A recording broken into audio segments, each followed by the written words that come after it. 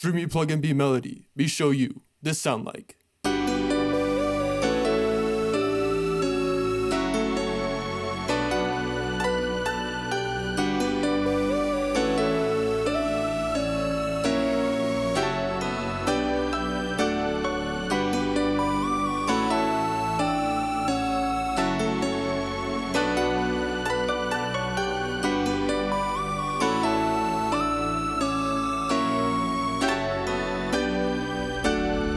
Sorry about the intro, guys. I should have known better than to have my beanie off. This thing is keeping in neutrons. Anyway, as the fine gentleman from the intro said, today we're going to be going over how to make a dreamy Pluggnb melody. The first thing that we're going to break down is this melody, and it may seem like a lot, but we're going to break it down piece by piece, and once I do that, it won't seem as daunting. So this is what the melody sounds like.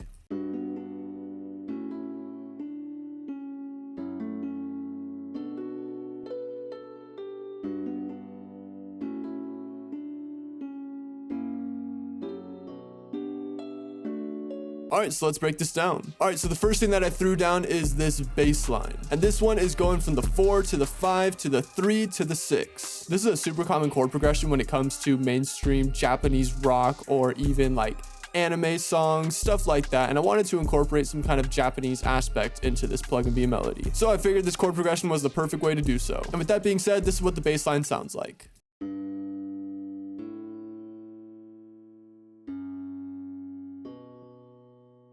Also, I forgot to mention, for the instrument for this first melody, I'm using the metal soft piano from Analog Lab. Alright, so after I had that bass line laid out, I threw some chords on top of it.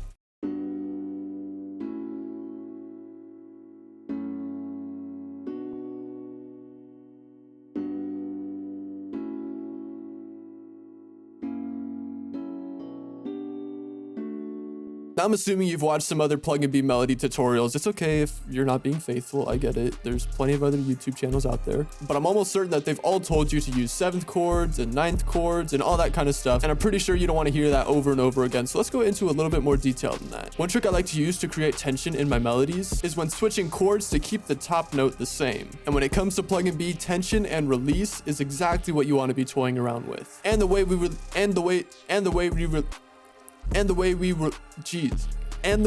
release this tension is by going into a natural 7th in the next chord. Also, you may have heard for this last set of chords, it sounded a little bit jazzy, and that is because of this note right here, this A sharp. A sharp is not a note in the scale of D major. So going off scale is a great way to A, build tension, and B, introduce that signature Pluggnb sound. So now that we've got the chords out of the way, let's move into the next section. After I had the chords laid out, all I did was offset most of the notes of the chords to create some rhythm.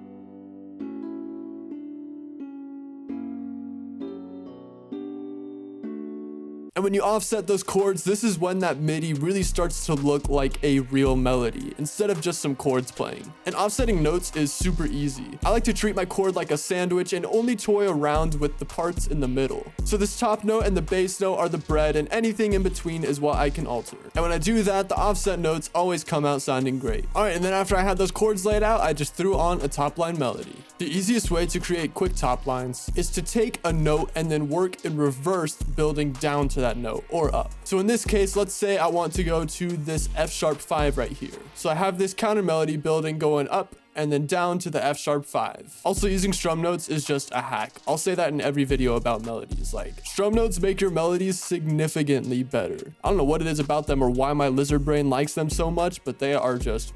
So now that we've got that melody done, let's move into the next. Next thing I threw down is this harpsichord to add some depth, and I just have it playing the chords of the first melody.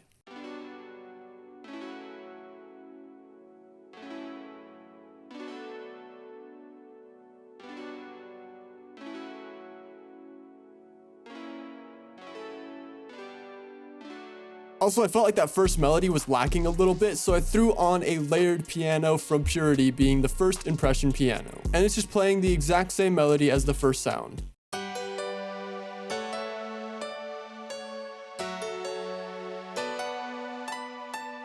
Alright, and then after that, I threw down this super glidey Sine Lead.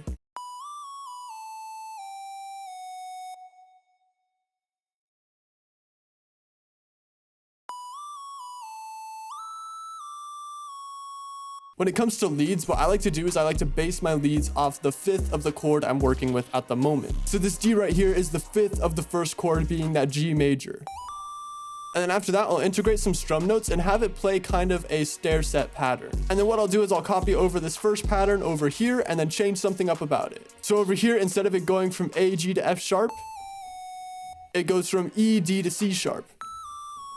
And after that, I threw down these absolutely essential high violins. And I got them from the great plugin BBC Symphonic Orchestra. So this is the pattern that it's playing.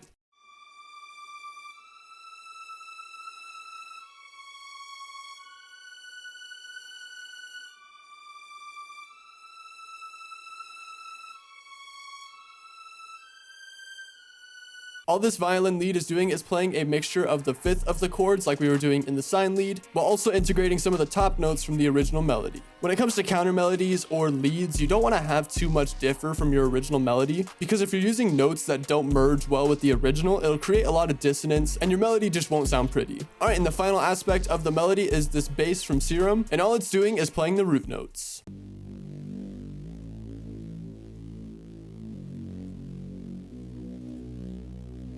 So before I play the melody in its entirety, if you want to learn how I mix my melodies, you can click the video in the top right where I go in detail on how I do that. So with that being said, this is what the final melody sounds like.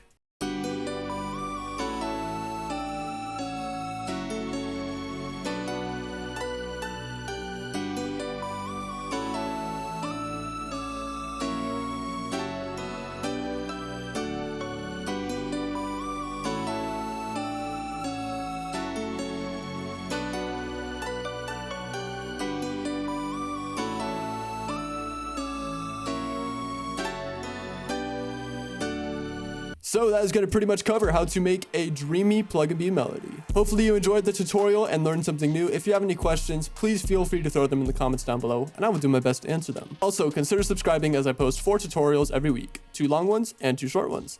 Other than that, that's going to be it. Peace.